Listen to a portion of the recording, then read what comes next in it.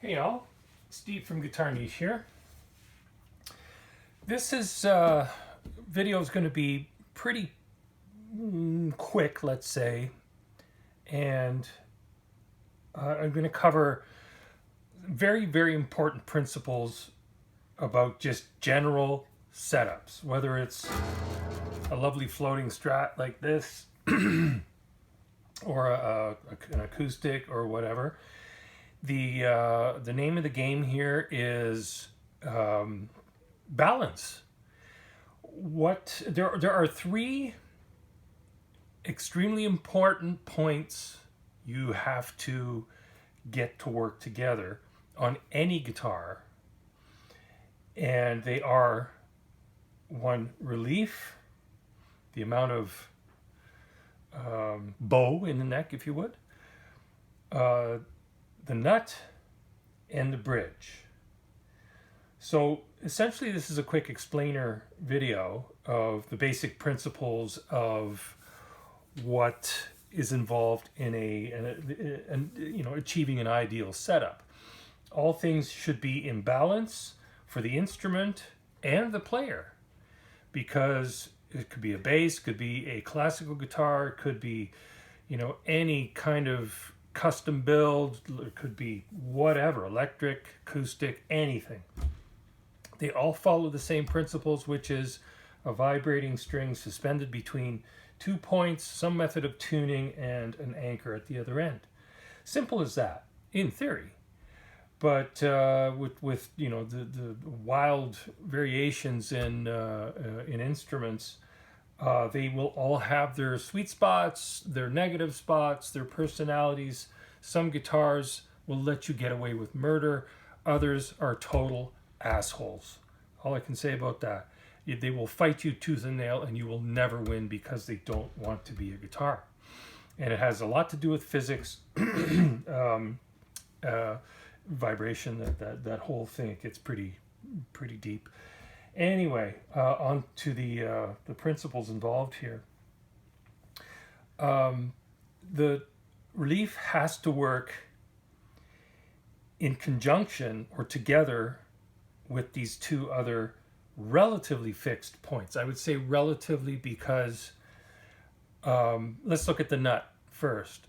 Okay, I would say the nut is essentially a fixed point, although it does act like a hinge with respect to the other parts of the setup.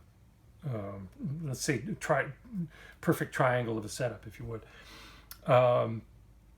Once this is set, you should never have to deal with it again unless it's damaged or needs repair or worn. And that's that. Whereas the relief is adjustable on most modern instruments, and the bridge is certainly adjustable on most modern instruments and on acoustics, etc., etc. So the bridge, can go up and down to allow the amount of float in the strings, and the relief will also have an effect on how the strings sit. Ideally, as I said, the instrument should be set up for the instrument itself and for the player, because ultimately the player has to be able to work with the instrument, has to enjoy the instrument, and it's as simple as that. So by way of explaining what some of the negative aspects of an out of balance guitar is, dealing with the neck, if the neck is not set, if the relief is not set properly, the strings will feel spongy. You'll be like feel like you're working too hard through the middle of the neck. They're high. Visually, you'll also see that the strings are a little bit high as they get towards the meeting the body and on towards the bridge. The bridge itself may be too high, and that can be a symptom of just not being set correctly, etc. And at the nut end, you'll find that your notes may have a bit too much deflection when you play them down here.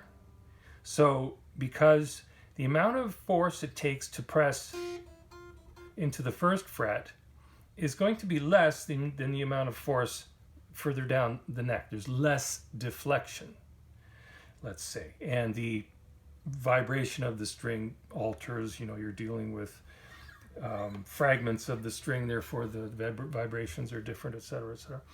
So anyway, when everything is in balance, the neck should be, ideally, the neck should be near dead straight with no tension on the truss rod.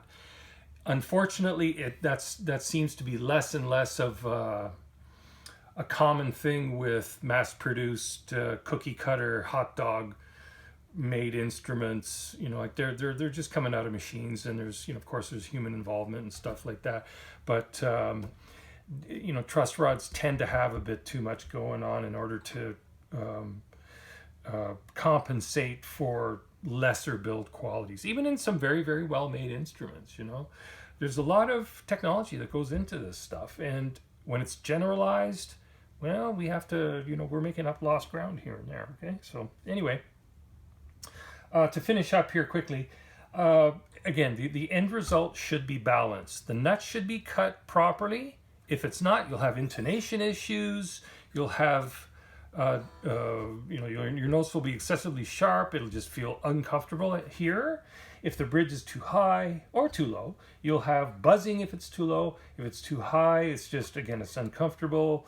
And the relief should be set just so that all things, 1, 2, 3, however you want to deal with it, should be in harmony.